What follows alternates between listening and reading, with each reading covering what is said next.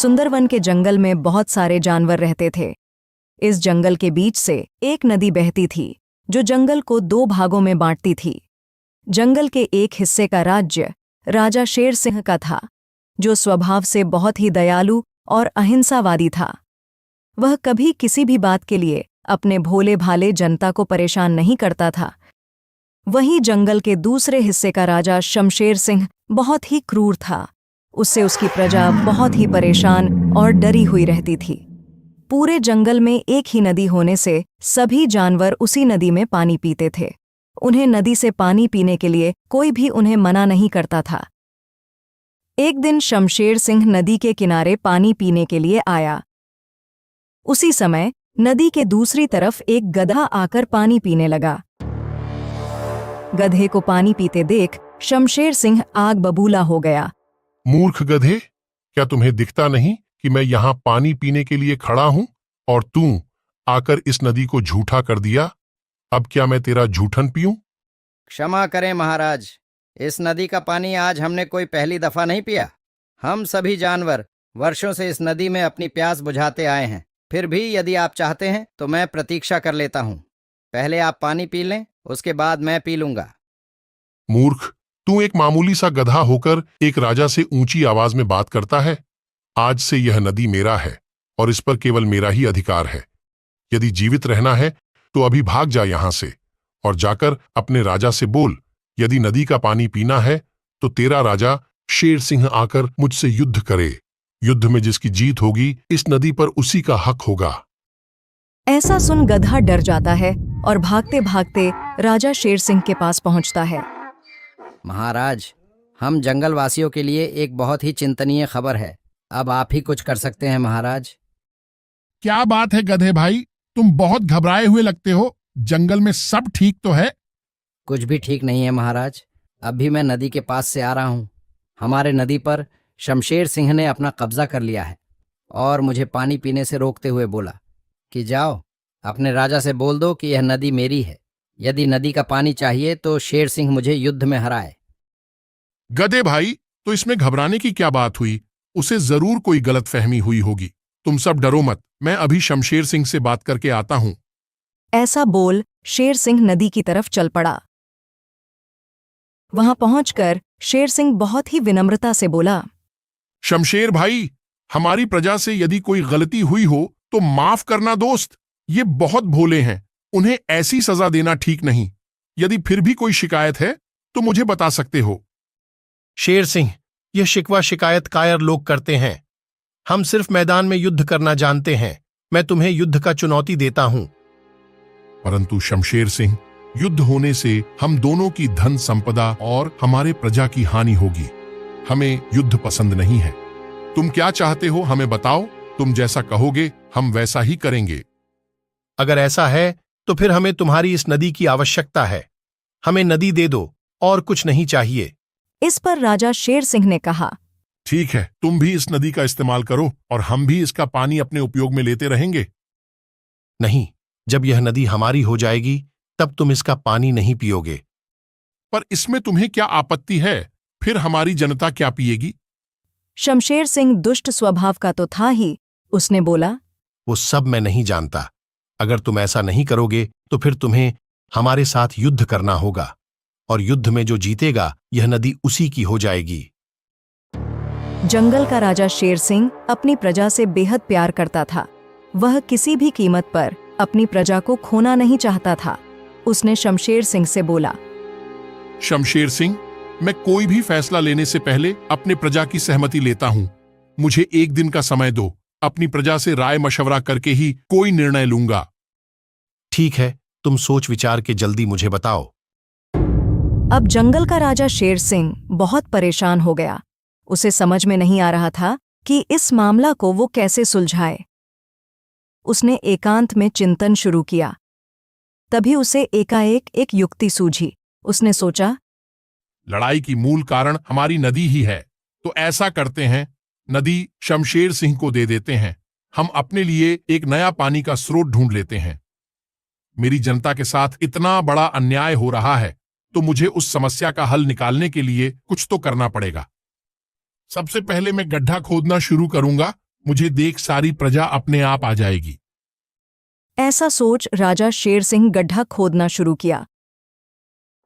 तभी पड़ोसी राजा शमशेर सिंह वहां से गुजरा। उसने शेर सिंह को गड्ढा खोदते हुए देखा तो उसे विश्वास नहीं हुआ। वह इसका कारण जानने के लिए शेर सिंह के पास गया। शेर सिंह, एक बात मुझे समझ में नहीं आ रही है।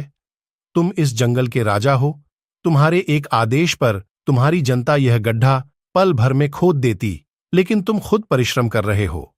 यह बात मुझे हजम नहीं हो रही है। शमशेर सिंह की बात सुनकर राजा शेर ने बोला, शमशेर सिंह, मैं अपनी जनता से बेहद प्यार करता हूं। अगर जनता मेरे कारण दुखी होती है तो मैं यह कतई बर्दाश्त नहीं कर सकता। इसलिए गड्ढे खोदकर अपनी प्रजा के लिए पानी का स्रोत बना रहा हूं। राजा शेर के मुख से इतनी महान बातें सुनकर पड़ोसी राजा शमशेर सिंह बहुत लज्जित महसूस करने लगा। वह बोला, शेर सिंह, तुम बहुत महान हो जो अपनी प्रजा के दुख के लिए खुद को भी मिटा सकते हो। युद्ध भी इसीलिए नहीं होने दिया ताकि बेकसूर जनता ना मारी जाए। और मैं इतना खुदगर्ज हूं कि पानी जैसे बुनियादी आवश्यकता को भी तुम्हारी प्रजा से छीन रहा हूं। इतना कहकर शमशेर सिंह राजा शेर सिंह के चरणों में गिर पड़ा। महाराज, हो सके तो मुझे माफ कर दीजिए। मुझे कोई हक नहीं है आपकी भोली भाली जनता के हिस्से का पानी छीनने का। आप महान हैं और आपकी इस सोच ने आज मेरी आंखें खोल दी हैं। आज से मैं कभी किसी के साथ लड़ाई नहीं करूंगा और अपनी प्रजा के साथ अच्छा व्यवहार करूंगा। शमशेर सिंह की पश्चाताप भरी बातें सुनकर शेर सिंह बहुत प्रसन्न हुआ और शमशेर सिंह को माफ करते हुए सभी जानवर हंसी खुशी रहने लगे।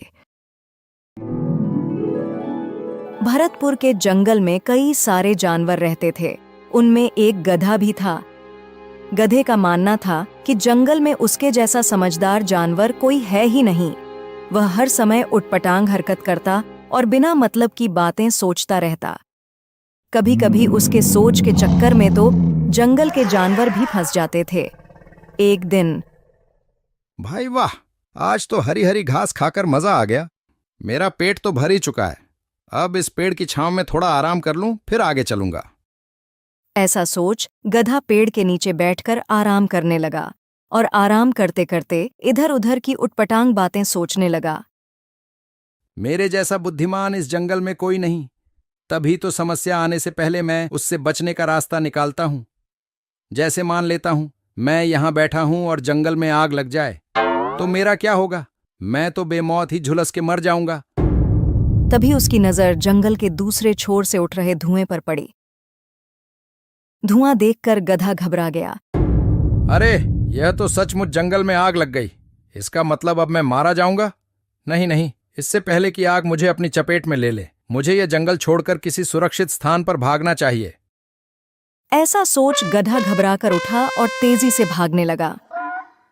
गधे को इस तरह बेतहाशा भागते एक सियार ने उसे देखा। वह गधे को रोकते हुए पूछा, अरे क्या हुआ गधे भाई, तुम इस तरह से क्यों भागे जा रहे हो? कोई खजाना मिल गया है क्या?